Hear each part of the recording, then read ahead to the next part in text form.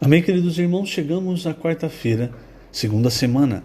Nessa segunda semana, o título geral é Oração para que Deus abra a porta à palavra. E o título da quarta-feira, Resistir firmes na fé e no amor. O versículo, Marcos 13, 36 a 37. Para que vindo ele inesperadamente, não vos ache dormindo. O que porém vos digo, digo a todos, vigiai. Senhor Jesus, obrigado, Senhor, por mais um dia. E obrigado, Senhor, por tuas misericórdias, que dia após dia tem nos atingido. Somos alvo da tua misericórdia, Senhor, e nós rogamos humildemente que até o fim o Senhor use de misericórdia para com todos nós. Também, Senhor, por tua superabundante graça. O Senhor tem nos dado todas as coisas que nos conduzem à vida e à piedade.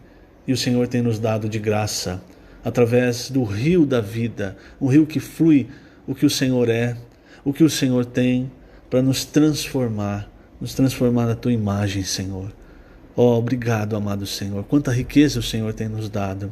Ainda nós somos tão infiéis, ainda tão desobedientes, tão incrédulos, mas nós cremos, não em nós mesmos, na nossa capacidade, mas nós cremos na tua palavra, no que a tua palavra tem feito nas nossas vidas, Senhor. A tua palavra faz a tua obra e a tua palavra tem feito a obra dentro de nós. Tua palavra tem nos transformado, Senhor. Por isso, nós rogamos todos os dias, Senhor, fala conosco. Fala conosco, Senhor, pois o teu falar nos alimenta, nos salva, nos direciona. Tua palavra é tudo para nós. Obrigado, Senhor. Jesus é o nosso Senhor. Muito bem, queridos irmãos, título da quarta-feira, Resistir firmes na fé e no amor. E esse versículo, irmãos, Marcos 13, porque vindo ele inesperadamente, não vos ache dormindo, o que porém vos digo, digo a todos, vigiai. Então, esse vigiai, e o Senhor fala isso também para os discípulos, vigiai e orai, para que não entreis em tentação. Ontem nós falamos, na terça-feira, aliás, nós falamos sobre nós orarmos para que a palavra de Deus ela tenha as portas abertas. E aqui o encargo dessa quarta, irmãos, é lógico, é nós continuarmos orando por aqueles que falam a palavra, não só para as pessoas aí fora, para os que estão pregando o evangelho, mas principalmente por aqueles que falam a palavra profética, a palavra que nos revela a palavra de Deus, que nos traz o desejo, o coração de Deus, para que essa palavra sempre venha cheia de riquezas, para que essa palavra sempre saia do trono de Deus, sem barreira, sem nada que atrapalhe. Veja, na página 29, o último parágrafo, diz assim: na terceira viagem de Paulo a Éfeso, uma grande oportunidade surgiu para fazer a obra ali, mas muitos problemas apareceram. Isso está em 1 Coríntios 16, versículos 8 e 9. Ficarei, porém, em Éfeso até o Pentecostes, porque uma porta grande e oportuna para o trabalho se me abriu e há muitos adversários. Paulo então pediu aos irmãos de Colossos que orassem por ele, para que a porta à palavra lhe fosse aberta. Quando a palavra é falada, a obra de Deus é realizada e a vontade de Deus é feita. A igreja em Filadélfia tem a responsabilidade de cooperar com o Senhor para ele voltar. O Senhor nos chamou como os trabalhadores da última hora para concluir essa era. Assim não podemos falhar. Deus conta conosco. Então, irmãos, veja, é algo que nós precisamos orar diariamente. E outro ponto importante no dia de hoje é a questão de vigiar, certo? Quando o Senhor fala vigiai e orai para que não entreis em tentação, esse estado de vigiar, irmãos, é o estado de estar no Espírito. É por isso que ele diz, a carne é fraca, o Espírito está pronto, a carne é fraca. Quer dizer, se você tiver uma vida vigilante, que é uma vida de permanecer no Espírito, você vai ter uma vida vencedora. E hoje, graças ao Senhor, nós temos muitas ferramentas que nos ajudam a permanecer no Espírito. Uma imersão na palavra, nós temos o falar entre nós, você pode cantar hinos, salmos, você decora um trecho da palavra, você durante o dia vai ruminando esse trecho na sua leitura, enfim, nós temos o invocar o nome do Senhor. Então vejamos quantas coisas o Senhor nos deu para que nós permanecêssemos no Espírito, vigiando.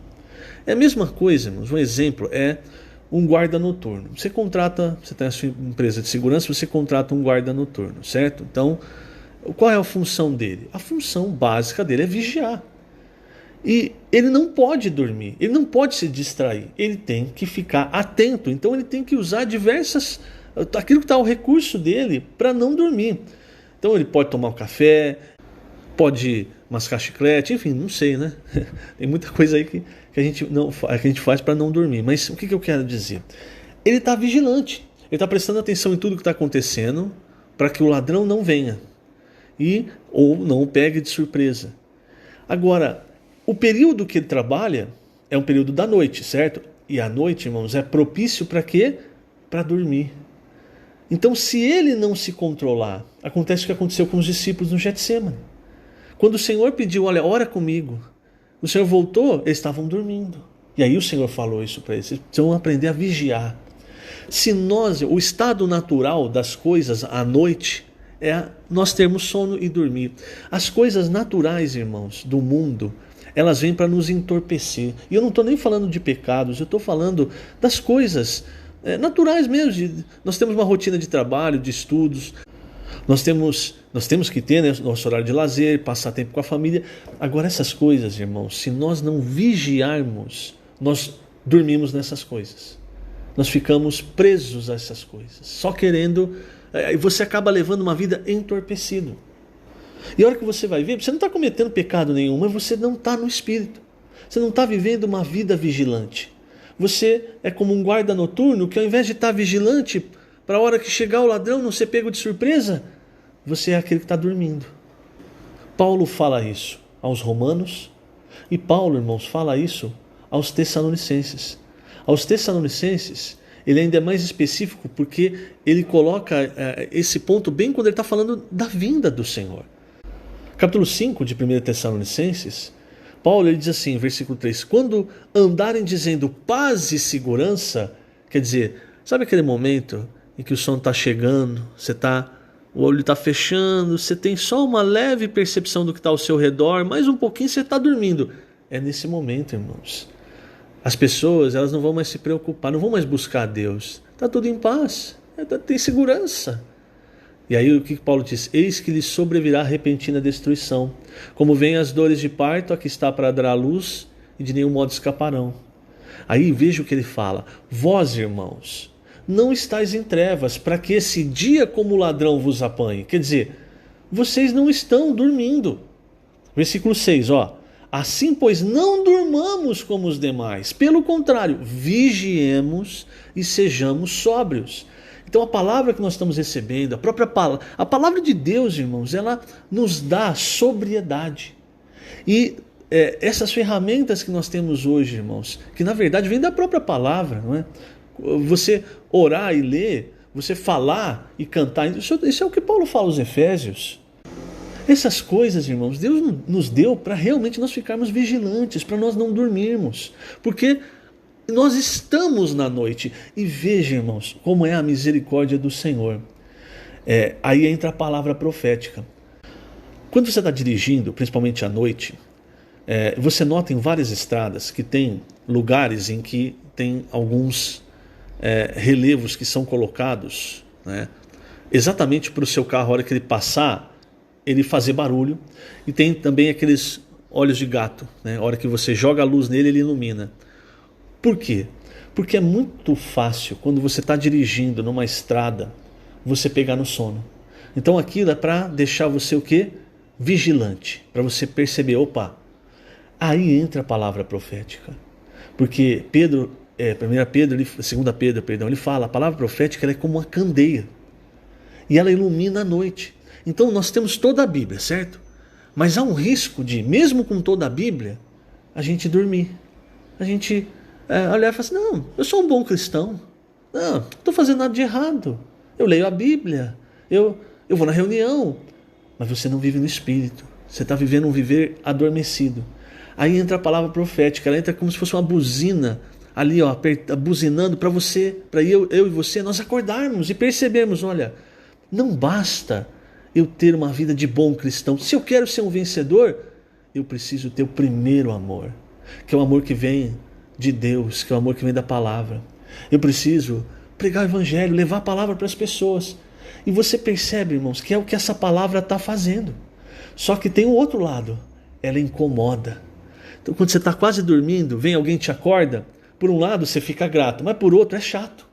Você quer dormir, mesmo sabendo que está errado, você quer dormir. Você fica, né? E para muitas pessoas que querem permanecer dormindo, essa palavra, ela está, entre aspas, chateando. Por quê? Porque ela está dizendo, olha, não é hora de dormir. Agora não é hora de você ser convencional. Trabalhadores da última hora, vamos acordar, vamos ser vencedores. Você percebe, irmãos, tudo que está acontecendo? E tudo isso é a misericórdia do Senhor por nós. Para que nenhum de nós se perca. E quando nós chegarmos diante do tribunal de Cristo, nenhum de nós vai ter desculpa, vai poder dizer, mas Senhor, mas eu não sabia disso, eu não fui avisado, eu não li essa parte da Bíblia. Por quê? Porque o Senhor manda a palavra profética, manda os seus profetas para ficar, entre aspas, buzinando, iluminando, para que nós acordemos, como Paulo fazia com os Tessalonicenses, como ele fez com os romanos, quando ele disse, capítulo 13, falou, não é a hora mais de nós dormirmos, a nossa salvação está mais próxima, né? Capítulo 13 de Romanos, salvo engano. Então, irmãos, hoje nós temos muitas ferramentas para viver um viver de vigilância e sobriedade.